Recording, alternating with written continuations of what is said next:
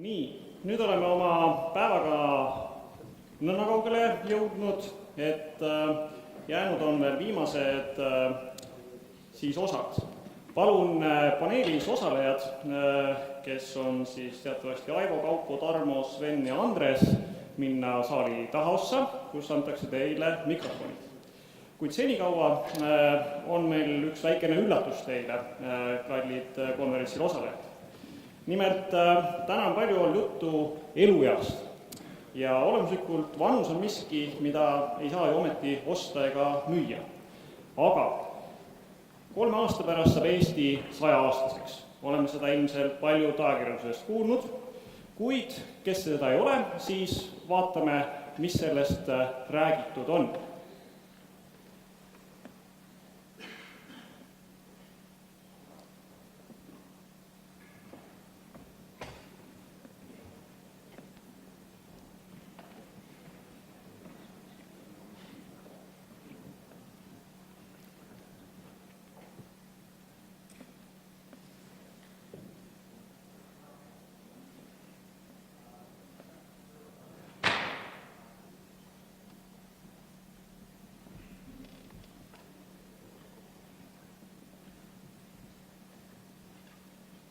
Paistab, et meil on väikesed tehnilised viperused, kuid selle saame ületada, sest Eesti 100 ja nüüd ta siin ongi.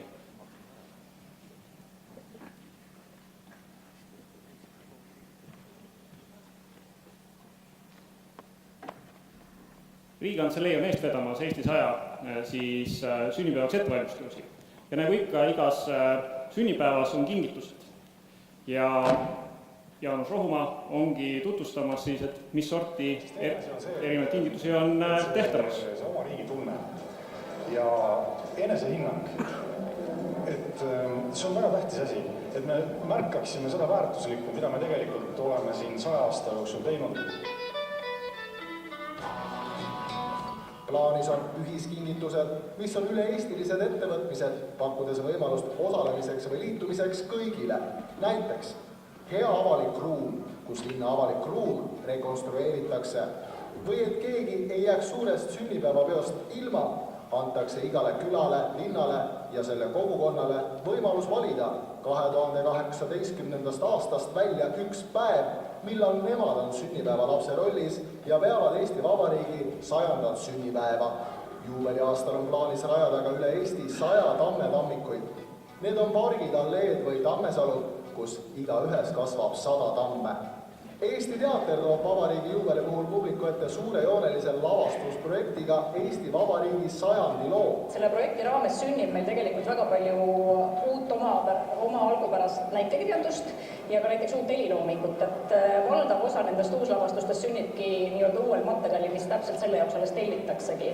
Muinsuskaitseamet kutsub üles leidma tähendusega paigad, Eesti tõelised aarded ja neist teada andma. Inimesed võiksid mõelda nende tähenduslike paikade üle, mis nende jaoks on loonud mälestusi.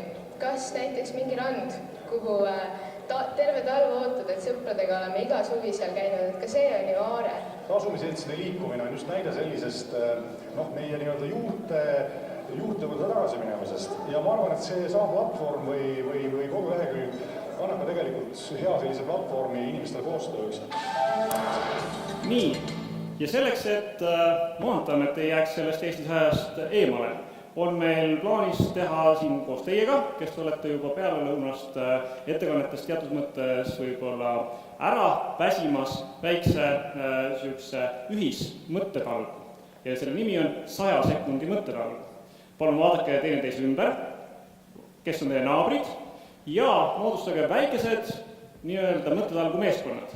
Ja nendel meeskondadel on kõigil siis võimalus järgmise 100 sekundi jooksul välja mõelda, mida võiks Maanteeamet kinkida Eestile Eesti 100. sünnipäevaks. Ja aeg läks nüüd käima.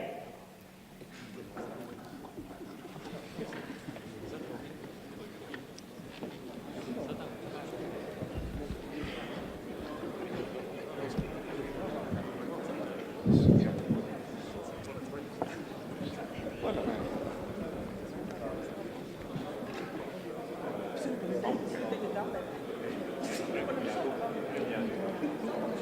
ja aeg on täis ja aeg ongi täis. Nüüd ma palun minu abilisel Meritil püsti tõusta ja anda mikrofon Imbile. Ole hea, Imbi, mis tuli 100 sekundi jooksul teie idee, mida kinkida Maanteeameti poolt Eestile? Meie võttasime oma tööruumas välja, et me kingime 100 kilomeetrit ITS-i lahendusega teed ja see on täitsa reaalne 100. sünnipäevaks ja me oleme valinud tee ka välja, see on E67. Kõlab hästi, kõlab hea kingitusena. Nii, ja siis nüüd ma vaatasin seda taga, ridades vasakul olid väga intensiivsed arutelud. Villu, kas sa saaksid esile tuua, mida teie töörühm välja mõtles selle 100 sekundi jooksul? Diskussioon teemal 100 märki. 100 märki. Aastaringselt või kuidas? Aastaringselt. See on paras väljakutse ilmselt, et sellised teekeskkonnad luua. Vaatame siit paremalt poolt, et kes on julge oma mõtte välja ütlema. Jaa, ole hea. Siit eespoolt hoopis.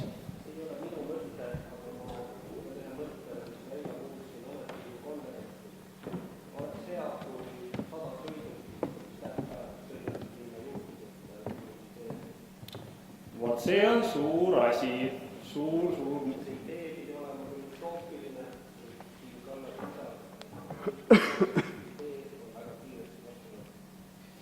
Ja sõlki mõiste on teatavasti suur ja lai. Ain, ole hea. Mis kingituse sina teed ettepaneku, et võiks Maanteeametilt tulla?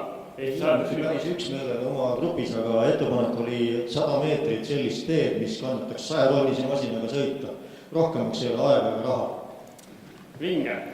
Ideid sai palju, need, mis jäi välja ütlemata, pangem kirja tagasiteel või siis järgmisel nädalal aadressile eesti100@mnt.ee ja kõik head ettepanekud on oodatud, sest et Maanteeamet, kes on Eesti inimestele niivõrd lähedal, ei saa ometi ju ilma kinnituseta Eesti sünnipäevale vastu minna. Kuid nüüd on aeg meie viimaseks paneeldiskussiooniks ja palun lavale Aivo, Kaupo, Tarmo, Sveni ja Andrese. Saate siit endale võtta ka vett soovi korral ja asugem siis siia minu paremale käele laudade taha.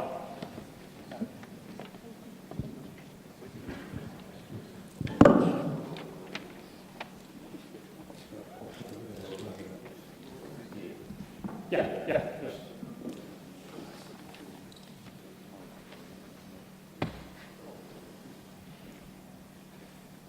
Ning järgmiseks siis 35 minuti jooksul on meil võimalus debateerida, arvamust avaldada ühel keerukal teemal. Kuidas leida kokkulepe? Ja siuksel asjas, kus on mängus kulud. Et kogu kulud transpordisektoris. Aivo, mis su peas hakkab keerlema, kui kuuled sõnasid transpordisektor, kogu kulu ja kokkulepe? Kui ma seda esimest korda nägin, siis mõtlen veel kord, et nagu sa nägid alguses, ma ei suutnud seda ülesande püstituste küsimuste korrata ja ma ei suuda seda praegu ka teha. Aga no, kui ma nüüd vaatasin ja see kirjapilt on mul silme ees, siis kui mul oleks nagu klaasmuna, siis ma kindlasti võluks, et kõik optimeerimised, mida üldse saaks teha, oleks ära tehtud, kaasa arvatud isiklik elu oleks tasakaalus. Aga seda klaasmuna ei ole. Aga mina haaksin nagu Pandora laeka nagu selliste mõtetega või salasõnadega, nagu tasuta ühistransport, teemaks, aktsiisitõus, automaks, vaataks nagu seda kombinatsiooni, et kas ikka nii on, et me saame kokku leppida, kui sul on tasuta ühistransport, et mille eest me ehitame. Kui me tõstame kütuseaktsiisi, millest mitte kuskile meil otse nagu teede peale infrastruktuuri ei laeku, kas ettevõtted on efektiivsed. Kui ma mõtlen, et ma olen käinud Kairos, vaadanud liiklust, tean, mis on Delhi, Delis, Detroitis mõtled, et on neljatasandiline ristmik, mis on 4x4 sõiduradadega ja seal sõidab all, sõidab üks auto üleval, teine, et ära optimeeritud investeering, transpordikulud täiesti nullis, et mõtled nagu, et see on nagu tegemist on nagu sellise oraakliga või ennustamisega. Et ma arvan, et see on see, et kes meist võib-olla viiest kõige paremini ennustanud.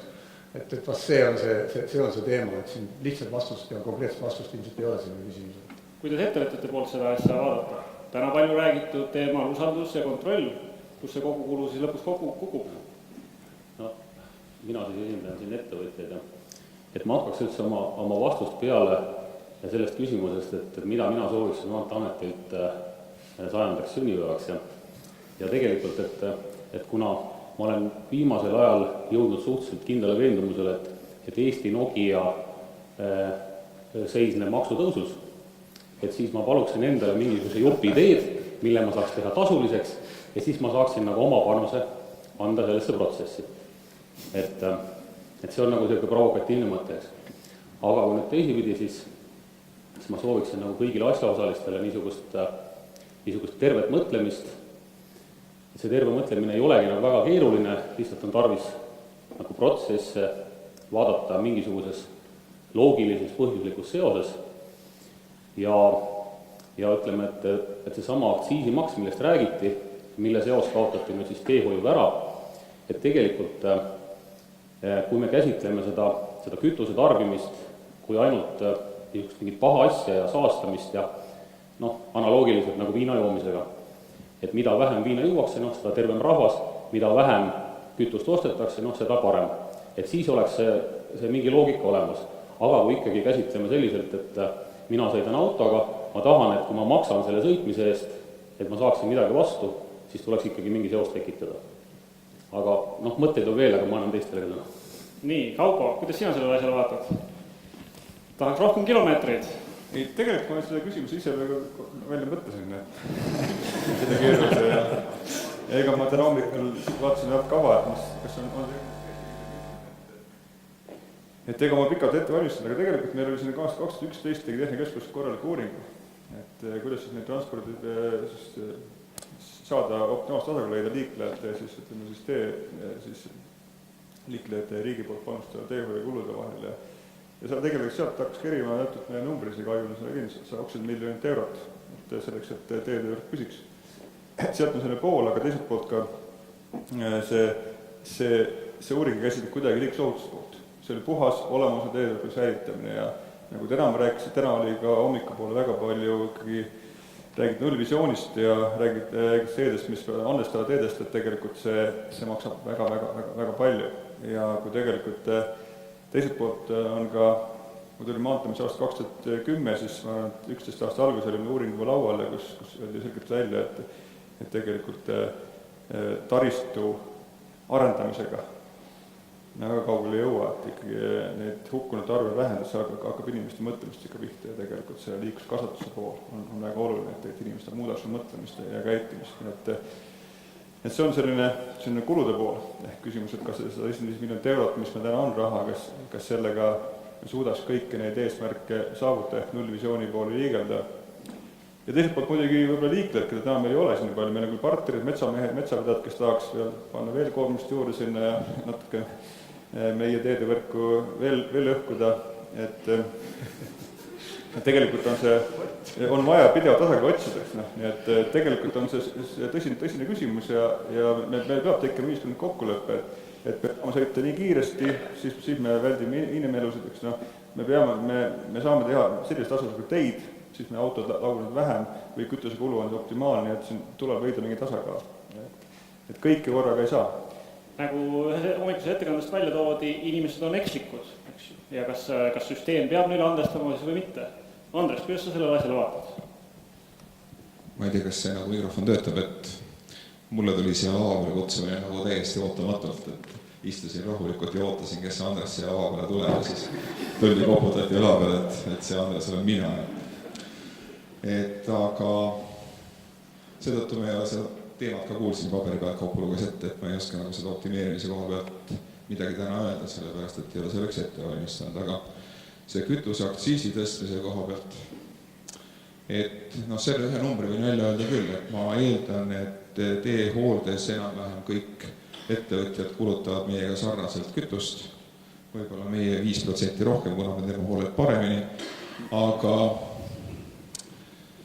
et kui ma nüüd siis korrutan need teised ka juurde sinna, siis ma selle esimesel aastal, ehk siis 2016, kui see kütuseaktsiis tõuseb, siis teehooldele kulub kütuse peale rohkem circa 350 000 eurot. Et teine muidugi hea pool oli see, lubati, et sotsmaks võetakse ära, 1%, rehkendasin selle ka ära. Ma loodan, et teistel ettevõtetel on ka sama suured, ütleme, et hooldeks vajalik meeskond võib-olla natuke suurematki, et siis ettevõtjad saavad sealt tagasi 200 000. Nii et 150 000 on siis see saldo, mis esimesel aastal tuleb. Aga teisel aastal, kuna seda 1% seal järgmisel aastal sotsmaksust maha ei võeta, aga kütuseaktsiis tõuseb ikka sama palju, siis teisel aastal oleks see siis rohkem hooldesse läheks 700 000. Kuna kütuseaktsiis vist pidi igal aastal ühe palju enam-vähem 1%-ga tõusma hakkama. Et nii palju siis sellest Exceli tabelist, aga kuidas see nüüd efektiivsusele mõjub, seda ma täna ei oska veel öelda. Selge pilt, aga Tarmo, sinul on uued mõtted olnud täna ettekandes välja toodud ja siin on mitmeid erinevaid vaateid juurde pandud, et otsid optimumi või... Jah, et kui sa tegelikult küsisid seda, et kuidas sulle tundus see teema, püstitus või teema, et siis mul tegelikult ka esimese hooga meil Maanteeamets on selline asi nagu investeeringute komitee, Kaupo tavaliselt teab seda ja mul tuli kohe Kaupo pilt silme ette, et nii nagu Kaupo ütles, et tema selle välja võttes selle küsimuse, nii tegelikult ka oli, aga kuna pean ka hooldest rääkima, siis võib-olla natuke läheks utoopia valdkonda, millest ka ütleme, just seos võib-olla tuleb Mareki ettekandest ka, et mulle väga see Mareki varianti ehitustööde poole pealt meeldiks, aga kuidas seda hooldega siduda oleks võib-olla seesama, et ma ütlesin enne utoopia, et Eestis võiksime ka kunagi praktikas ära proovida mingisuguse versiooni sellest, et ehitaja ehitab tee ja hooldab seda siis ka, või ütleme, saab sellise pikaajalise lepingu, mida on kasutatud, kahju küll, et meil need objektid nii väiksed on, et nendel ei ole väga tõhus see tulemus, aga mõte vähemalt on selline omapealne. No siin valmisolek ju olemas, selle võiks ju nimetada täitsa erateeks, eks ehitab tee valmis ja hooldab ka ja võtab veel tasu juurde. Et koalitsioonileping üht-teist juba sinna poole märku annab. Aga eks näis, kuidas see laheneb. Aga ma küsiks, et mis on mõtted vedajate poole pealt, et meil on Villem Tori Autojuhtide Liidus siin ka, et kuidas sina vaatad sellele mõttele, et leida optimumi siis transpordisektori kogukuludes? Ettevõtluse eesmärk ennekõike teenida kasumid, kas seal ka ruumi siis ühiskondlikult kokkuleppeks. Saaks anda mikrofoni või hea?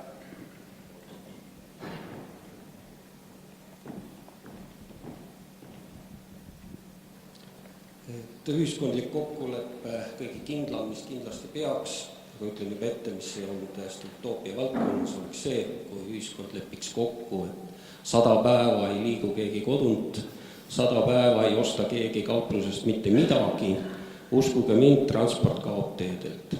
Ja see oleks üks kindel transpordikulude kokkuhoid. Aga kuna seda mitte kunagi ei juhtu, siis eile oli mul võimalus, mind kutsuti ametiühingu aastakonverentsile ja õnnestus kuulata transpordi alal vist kõige targemat meest ehk Siim Kallast, kes siis tutvustas, mis transpordi ees ootab. Ja kuna tegemist oli saalis istusid kõik sellised enamuses transpordivaldkonna inimesi või siis auto- või bussijuhte, siis väga selge sõnum oli, et lähema aja jooksul, võib see juhtuda juba 5 aasta pärast, liiguvad meie teedel autod ja autorongid, millel sees ei ole juhti ja teie peate hakkama otsima endale uusi ideid, millega tegeleda. Ehk tegelikult siis ma sain jälgida seda seltskonnat ka tagantpoolt ja prožektori valgusel, siis ma nägin, kuidas mõned juuksekarvad tõusid. Aga kokkuhoid täna kuludes oleks siis tegelikult ilma juhita transpordi kasutamisel kusagil 35%. Nüüd veel üks kulude kokkuhoiu valdkond, te teate, et transpordivaldkond koosnebki tegelikult ainult normidest ja piirangutest. Pikkus, laius, kõrgus, massid ja nii edasi. Lisaks järelevalve tegevus, kes käib maanteedel sentimeeter, kilogramm, sekund ja need sellise täpsusega veovahendite mõõtmine, mis omakorda tingib selle, et tuleb tagasi hoida nendestki võimalustest, mis tegelikult seadusandlus on ette näinud, tuleks kulusid veel suurendada ja tahapoole minna. Üks ainukene näide selle koha pealt, ma leidsin enda arhiivist ühe pildi, kus metsaveoauto korralikult lörtsisel lumeteel oli kogunud endale päris korraliku lumepagasi, mille paksus kuskil orienteeruvalt oli 10-15 sentimeetrit, arvestades auto pikkuseks 18 meetrit, laiuseks 2,5 meetrit, võite arvestada, et 1 gramm on kuskil ruutsentimeeter ja saate siis selle koguse, kui nüüd selle apteegi kaaluga kaaluda, siis ta jääb sinna 1,5 tonni ja natuke üle kaalu, mida kuidagi oleks võimalik olnud ära hoida, aga seda oli ka maanteedel vaja vedada, sest see tuli ju maanteedelt sinna auto külge. Järelikult oleks ta pidanud jätma ära, kui ta nägi, et lund sajab 2 tonni metsa või ükskõik kuhu. Et selliste kulude kokkuhoiu kohad on ka teisi variante. Nali naljaks siin, aga vedajad nähes kütuseaktsiisi tunduvat tõusu, tugev arutelud, milline on siis see kütus, mida siis võiks kasutada. Ja on ka katset tehtud gaasimootoritel üleminekul ja on siis leitud, et on võimalik kokku hoida kusagil 10% küttekuludest. Lähemal tutvumisel on siis aga selgunud, et gaas ei saa ikka paagist niimoodi ära minna ja see on sinna jäänud, diiselkütus võib ära lennata.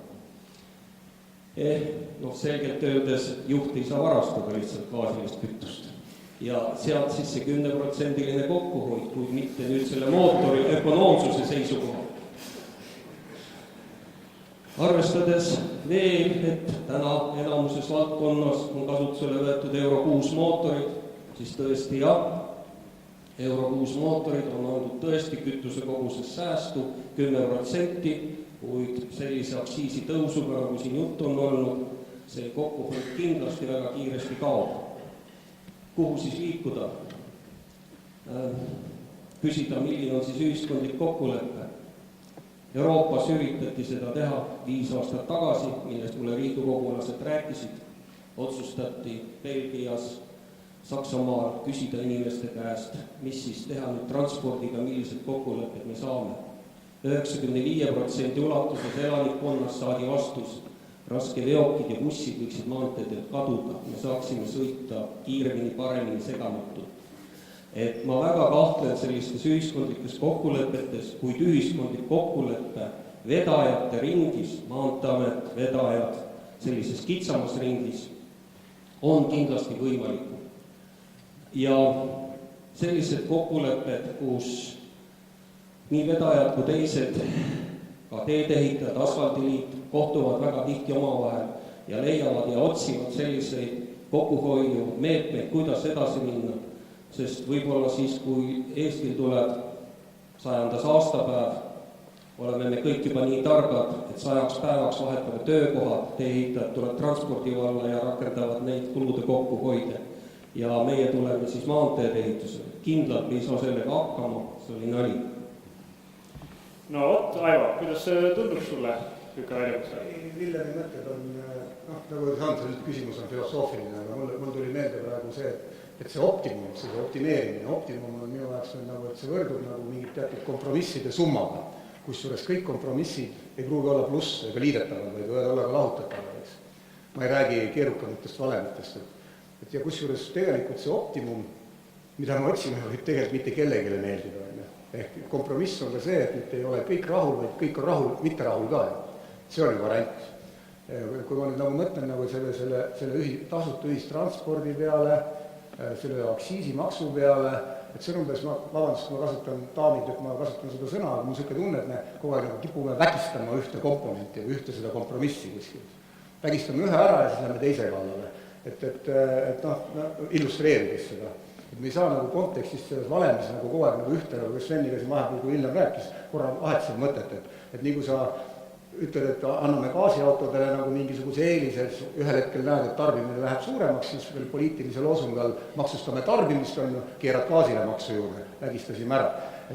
Et tegelikult, et kuhu ma tahan nagu jõuda oma mõttega on see, et see tegelikult seda kompleksi pead sa vaatama nagu tervikut. Et ma usun, et pigem nendest diskussioonidest ja debattidest ei tule seda tervikut lihtsalt välja ja keegi ei oska nagu ära põhjendada, et miks see just hea on, et ma teen selle sammu selle heaks.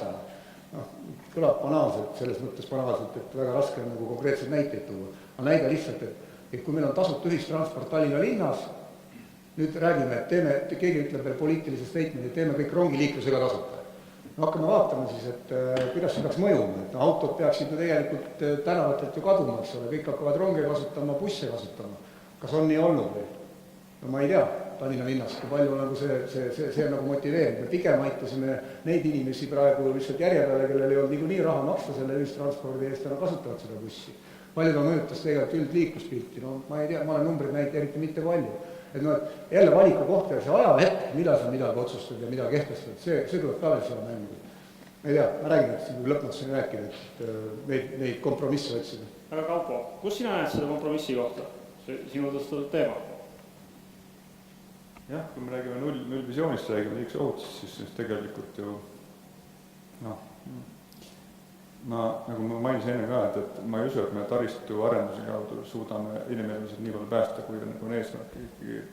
Et me peame veenma inimesi mingil moel neid motiveerima, hakkama teistpidi mõtlema ja... See eit on, et me ei ole osa sellest, selle nullvisiooni kujundamisest. Kindlasti oleme jah, aga pigem ma mõtlen, et meil on mitu poolt, aga me peame leidma mingi optimaalset tasakaalu seal, et see ei ole võimalik kindlasti teha nii palju ehitada neid teid, kus inimene võib eksida. Aga teiselt poolt ehitusvald konkreetselt tegeleb sama selle, siis meil on oma valdkonnas tegelikult kokku lepitud aasta 2019, et me püüame tänase nõuetele vastavaid siis teede eluga pikendada 5% juba tänaste nõuete piires, et see oli, kui Marek rääkis, 7% saavutati seal siis Uus-Meremaal performance-based meetodiga, siis me oleme kogemata sattunud päris 100%. Aga teine tegelikult täiendav pool on, me oleme seisukoha, et me nende nõuetega vinti ennem üle keera, kui me üritame leida ka ehitajatega mingisuguse enam tasakaalu. Ehk püüame veel 5% nagu eluga pikendada. Me teame, et küll ehitajatele see võib-olla äriliselt ei ole nii motiveeriv, aga me püüame selliseid ehitajad võtame teadlased kõrvale ja püüame veel 5% nagu eluga pikendada, et me nagu püüame kogukulusid vähendada, et oleks kuidagi võimalus saavutada seda optimumi. Aga kuidas sa näed seda poolt, mida professor Vesp nagu välja tõigi, et teinekord ehitajate poole pealt vaadatuna nemad on huvitatud oma kogu tulu suurendamisest, mitte optimum kogukulust. Et kus me seal Eestis oleme?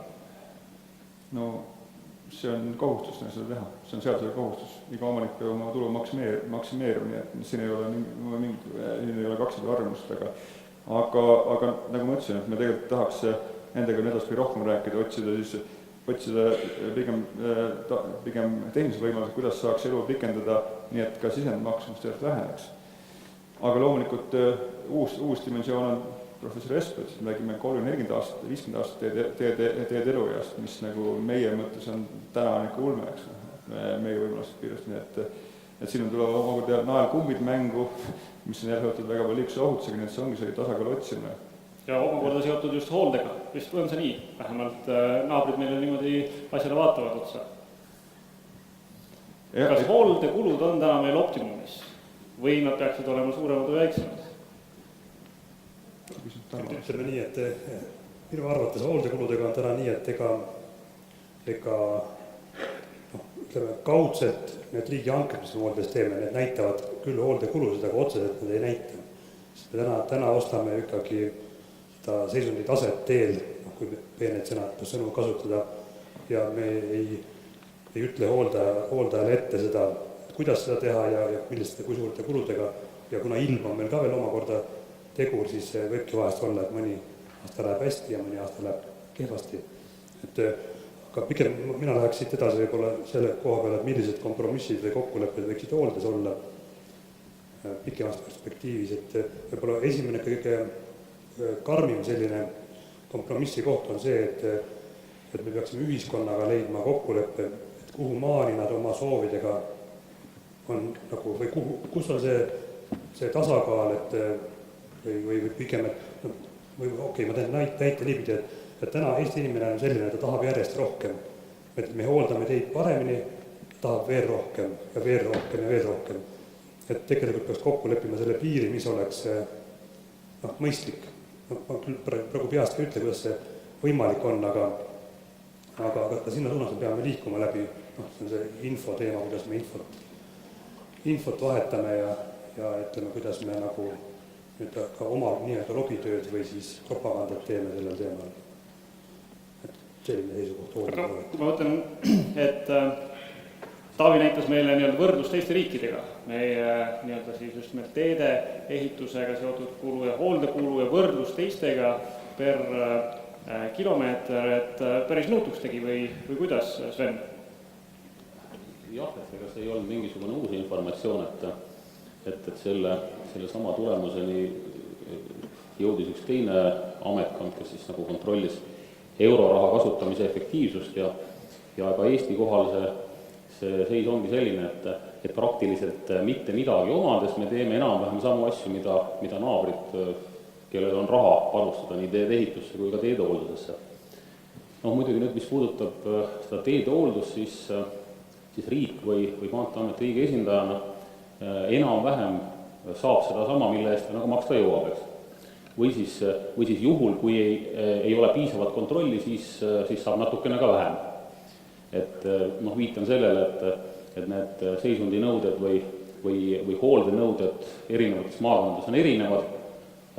Võib-olla mõni on erinevad, aga mulle tundub, et sellist silmaga nähtavat vahet nagu hooldetasemetes või seisunditasemetes ei ole. Et küsimus, et miks siis nagu ühes maakonnas see asi on kallim, teises odavam, nõuded on erinevad ja tehakse ikka nagu samamoodi. Aga nüüd jõuame selle sama ühiskondliku kokkuleppe või mingisuguse kompromissi juurde tagasi, siis see Villemi idee, et paneme 100 päevaks elu seisma, et ei tarbi ja autoga ei sõida, et seda ma nagu ei soovita, sellepärast, et siis ei laeku ka aktsiisi ja siis ei laeku käibemaksu ja kogu elu läheb nässu, nii et sõbrad ikka tarbige, ostke võimalikult palju asju ja sõitke võimalikult palju autoga, et siis on Eesti majandusel ka nagu enam-vähem. Aga see kompromiss või kokkulepe võiks seisneda millestki sellises, mis ei sõltu enam nüüd siis poliitilisest parteist või erakonnast, kes parasjagu koalitsioonis on, et ta ei sõltu ka sellest, et kes on Maanteeameti juhtkonnas või mingite teiste ametkondade juhtkonnas, et lepime nagu kokku millestki, et mis me igal juhul teeme. Et näiteks, et teeme selle Tartu maantee 4-rajaliseks igal juhul ära. Üks näide, kas teeme või ei tea, kui on nii kokku lepitud, siis ükskõik, kes satub mingisse vastutavasse positsiooni, ta teab, et see on üks eesmärk, mida igal juhul tehakse.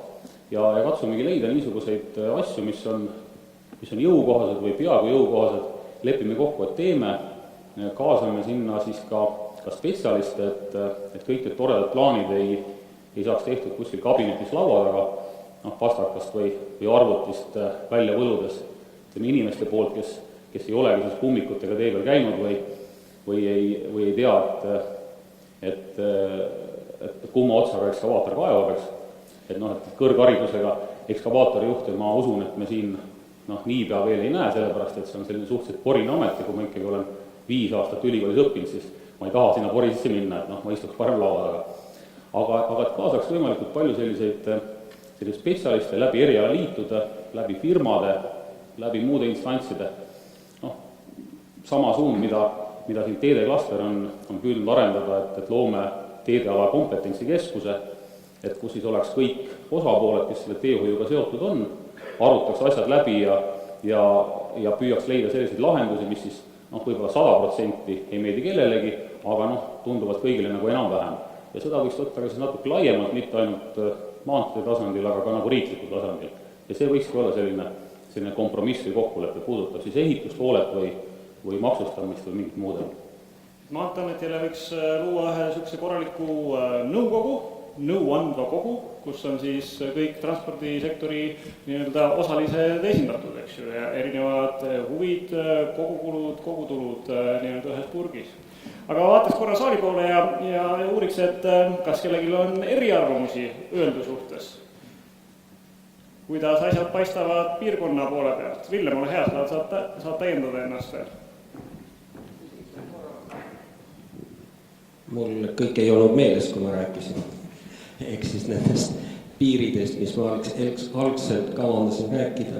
Et kõige valutum võib-olla Maanteeametile on üle vaadata need, mis puudutavad kõrgust.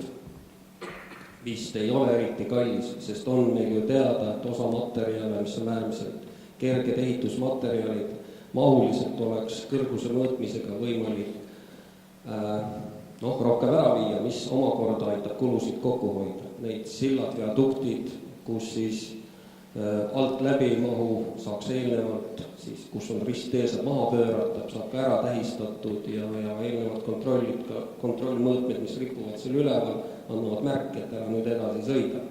Loomulikult vajab see nii veoettevõtete kui juhtide teatud distsipliini ja korrale kutsumist, et nad kõigist nendest asjadest ka kinni peaks. Teine, mis on nüüd, päevast päeva ma kuulen, et metsaveoautod on põhimõtteliselt üldse saatanast siia maamuna peale toodud, et nad lõhuvad kõik teed ära ja nad on üldse väga kahjulikud, aga anname nüüd ikka natukene endale aru, et tegelikult see 52-tonnine 7-teljeline paarisratastega, kus lubatud teljekoormus on 9,5 tonni, osadel teljedel isegi 10. Selle 52 tonni puhul see teljekoormus ulatub kusagile 7 tonni piiris ja siin on meil üks lisaratas juurde pandud, mis on 1,32 korda kergem sellele teele. Jah, probleem võib olla vedukis, aga nagu te teate, olete ka kõik teedel läinud, vedajad on selle selgeks saanud, et ka veduki puhul ühe telje lisamisega on võimalik see viia minimaalseks igasuguse teljekoormuse ületamine.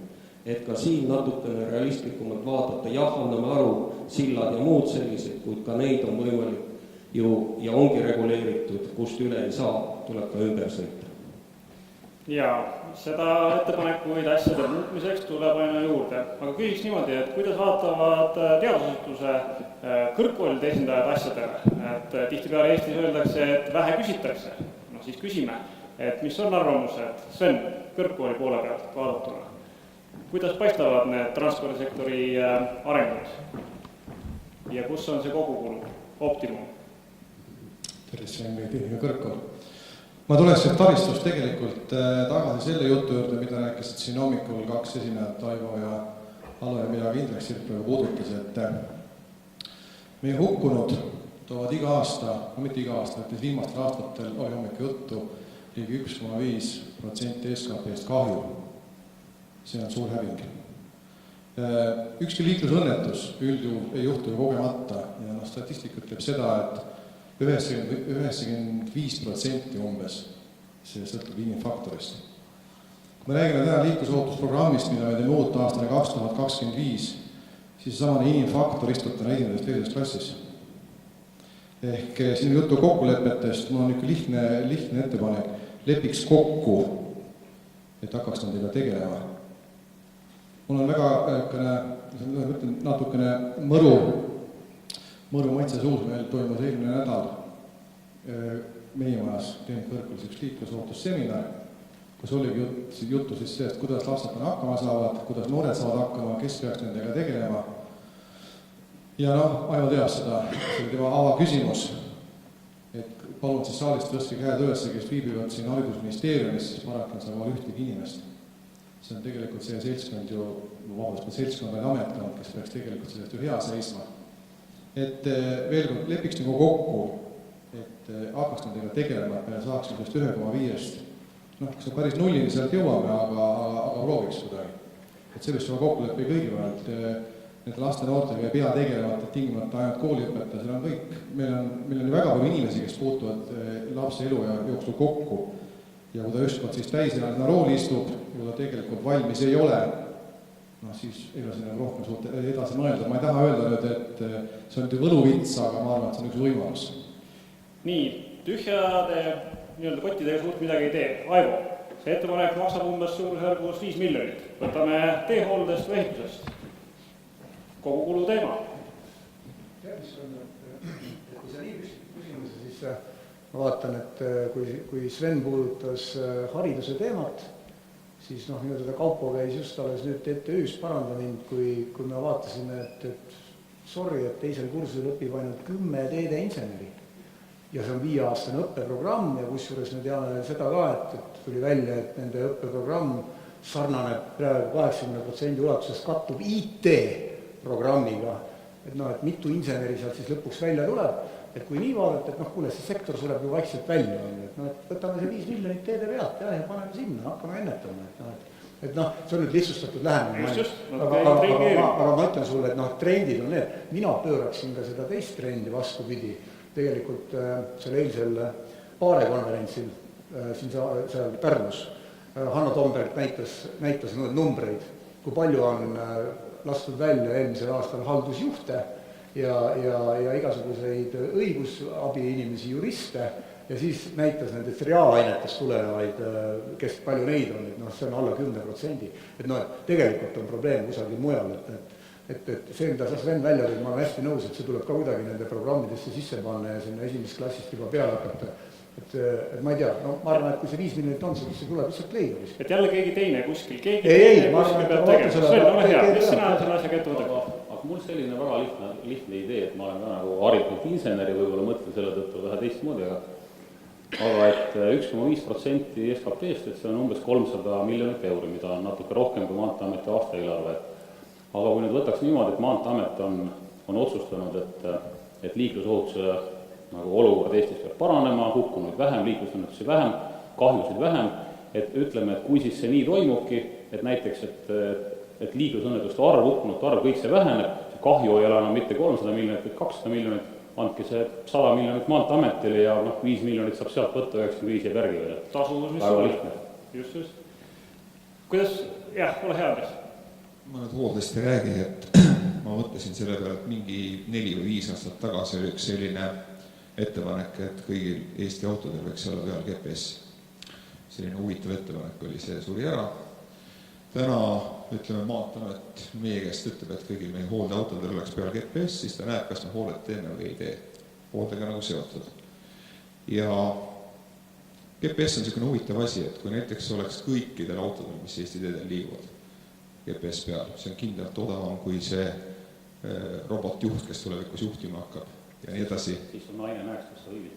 Ja ma saan aru, mu naine näeks, nii et kus ma viibin. Aga küsimus on nagu lihtne, et kui ma täna nagu sõidan, ta näeb niigi sellepärast, et mul on taskus kogemata telefon, ma võin näidata, seal on Google peal, et seal saab ajalugu vaadata täpselt, kus ma peatusin, mis ma käisin, et kui naine tark IT-inimene oleks, siis ta saaks selle niikuinii teada.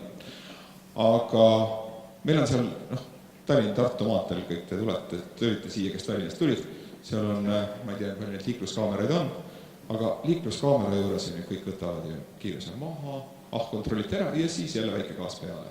Ja nii see käib seal. Ja põhiline koht, kus nagu ikkagi, ütleme, traagiliste ja surmadega juhtuvad liiklusõnnetused on just siis, kui keegi ei kannata enam seal mõne rekka taga sõita või nii edasi, paneb kiiruse põhja ja läheb mööda.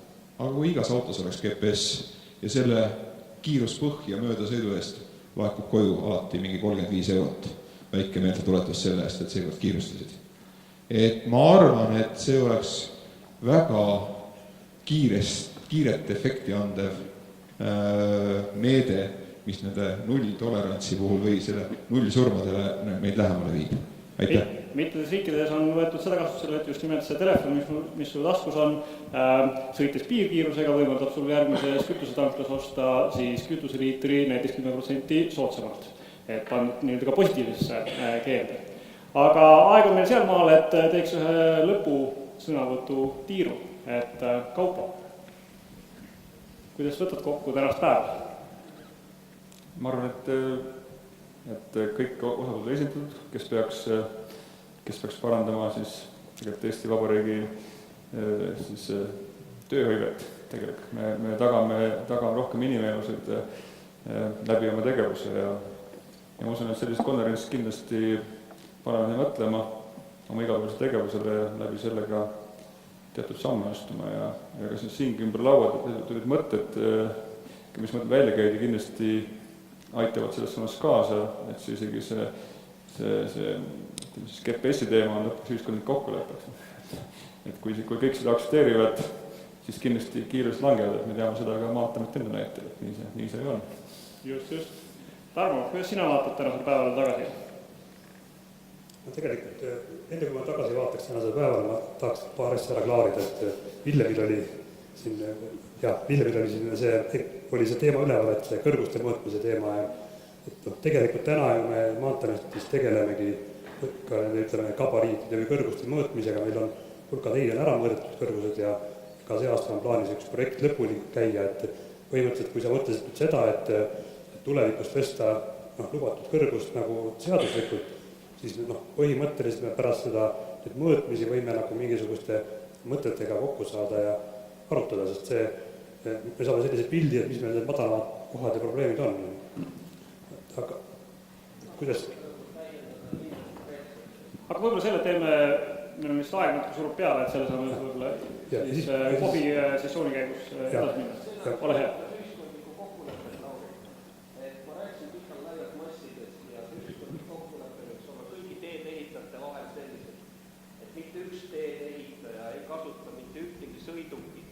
Mass või mõõtmed ületavad lubatud piiri. Kas te lubate seda, et ei võtta ühtegi sõidukit ühele tee-ehitusobjektile? Ja see oleks väga konkreetne lahendus. Nii, siin on meil kohe Svenil tuleb sõnajärg, aga enne kui ma selle Svenile annan, siis Tarmo saad ära võtada. Ja ma luban, nüüd ma tahan lühidalt, ma seda kokkuvõtet ei teegi üldse, see on väga hea üritus minu arvates, seda nii harva juhtub sellist asja ja selles mõttes peab seda igati toetama. Aga ma tahtsin veel Sven tookord ütles, et 100 miljonit võiks siis Maanteeametile anda, mis oleks laste õpetamiseks või kasvatamiseks, et tegelikult ju Maanteeamet täna tegeleb liikluskasvatusega.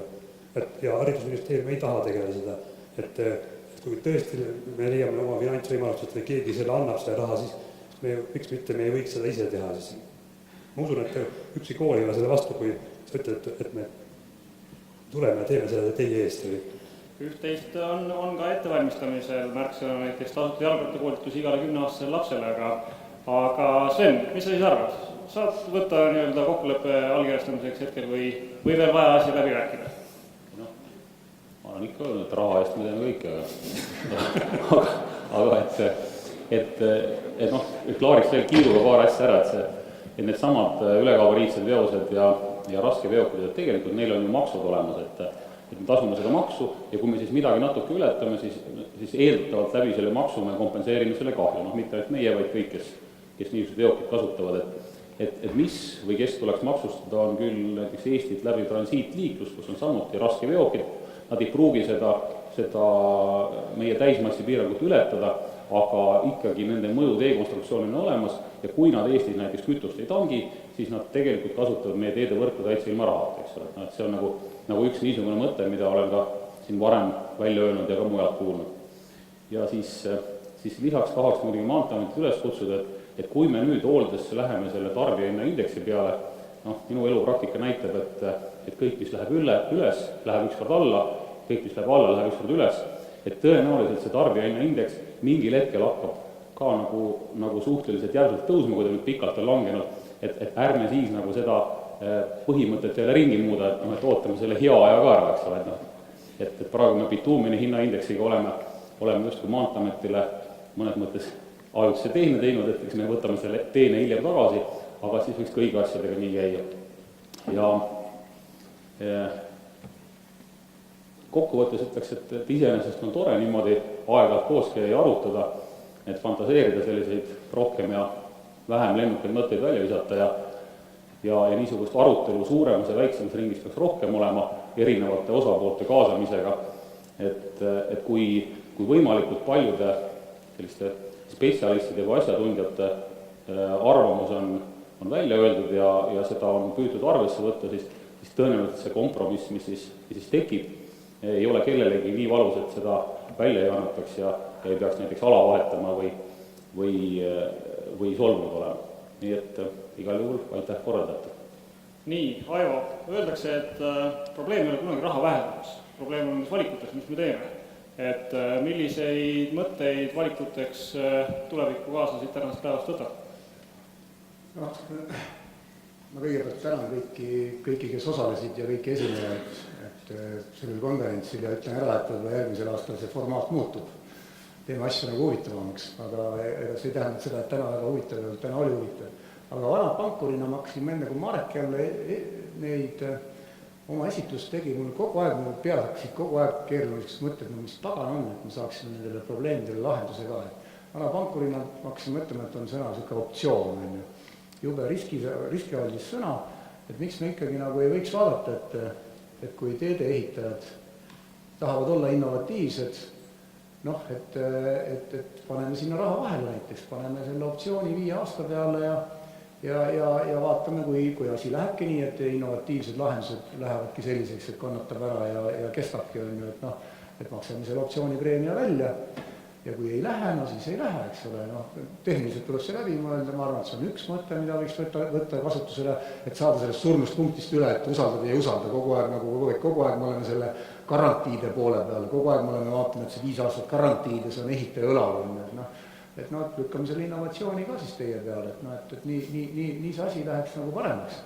See on esimene asi, mis ma mõtlesin, teine kindlasti puudutab liiklusohutust ja ütleme seda hariduse poolt, et mina arvan, et selle uue liiklusohutuse strateegiaga ja see Sveni mõte seal, et sellest konverentsist, see on võtmekoht. Keegi peab kuskilt alustama ikkagi nagu uuesti seda nulltasandist, et me siin üritame nagu 45-50 aastaseid inimesi nagu ümber kasvatada, kurat ei tule välja. Et võiks ikkagi hakata ja tasakaalukalt jälle uuesti sealt alt pihta võib-olla mingite uute meetoditega ja võib-olla siis 25 aasta pärast on olukord oluliselt parem. Mina sellesse usun ja nii see on. Aitäh. Aitäh, Aivo. Nii nagu üks su koomiksipilt su ettekandes oli, kus auto sõidab, kus on mobiiltelefonid ja nad ütlevad seal kõrval sõitval autole, kus on päris inimesed, et peaks nende inimeste liikluse ära keelama lõpuks ometi. Aga uljeid ideid on täna palju. Aitäh meie panelistidele. Teeme ühe korraga aplausi. Ja selleks, et teid ilusti tänada, palun siit riburada mööda minust mööda tulla, et saaksin teile ühed korralikud vihmavarjud anda. Nii. Aitäh.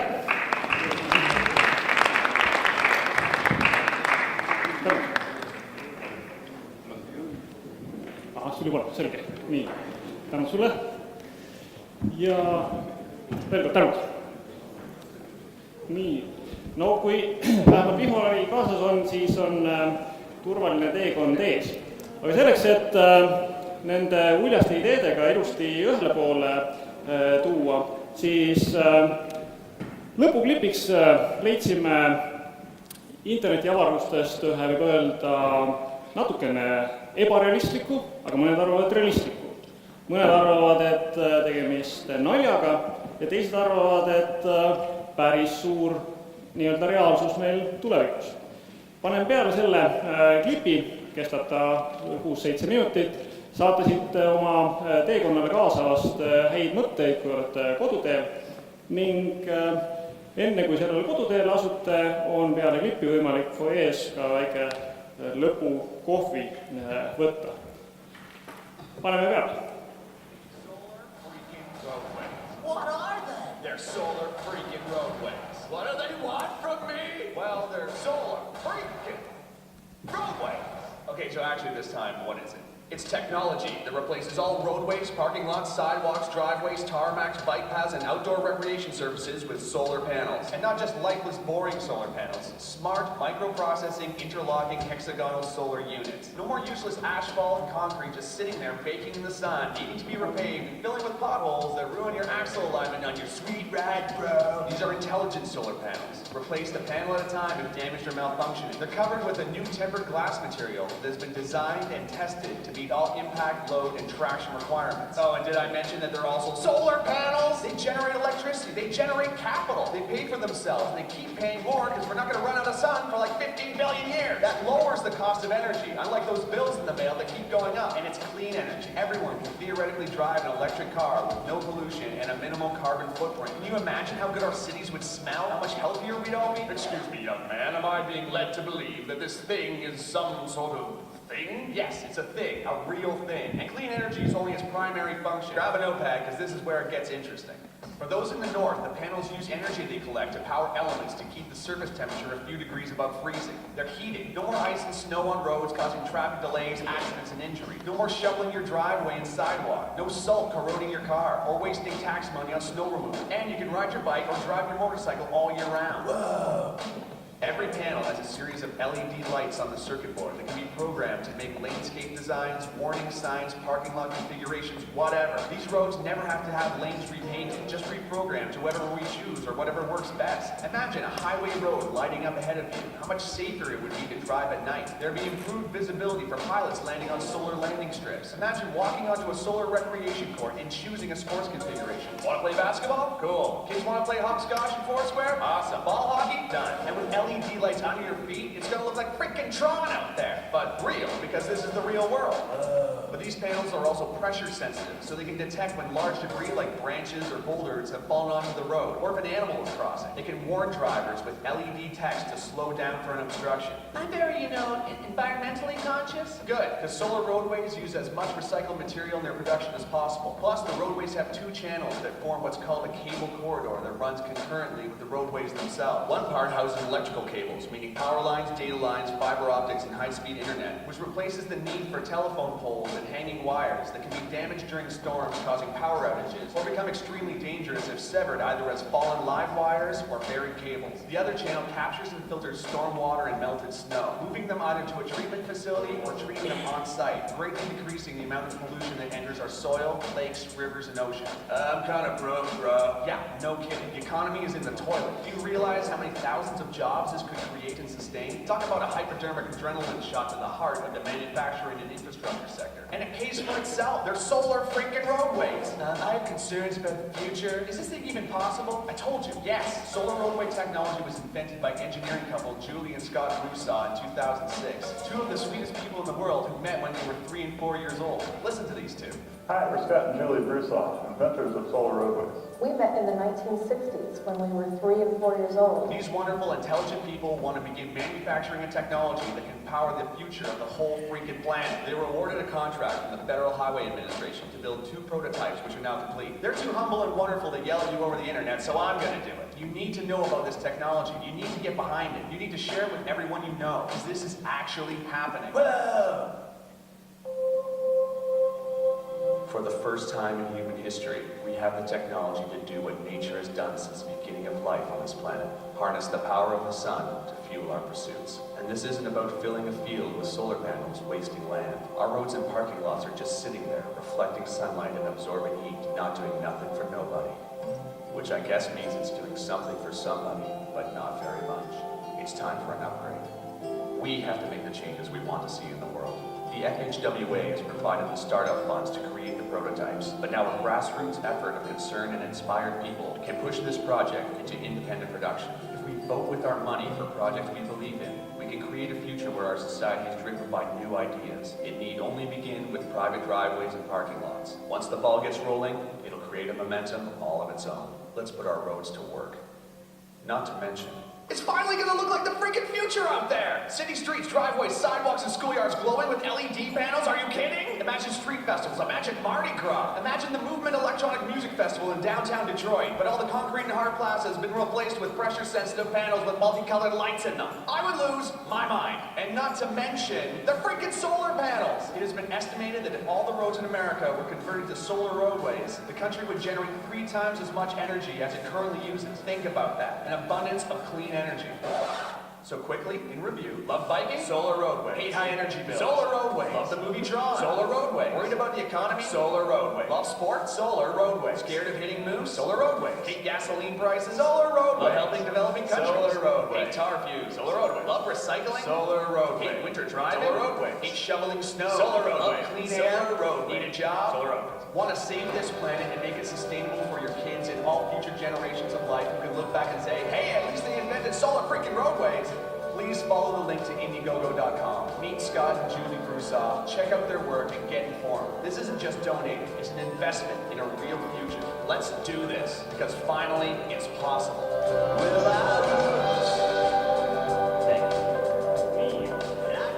Selliste ulmeliste mõtetega võtame tänase päeva kokku. Tehniline teade on see, et buss väljub meil kell 16.30. Kuid enne seda saate võtta tassikese kohvi. Soovin teile kõigile turvalist kojuteed ja oma lähedaste juurde jõudmist. Aitäh!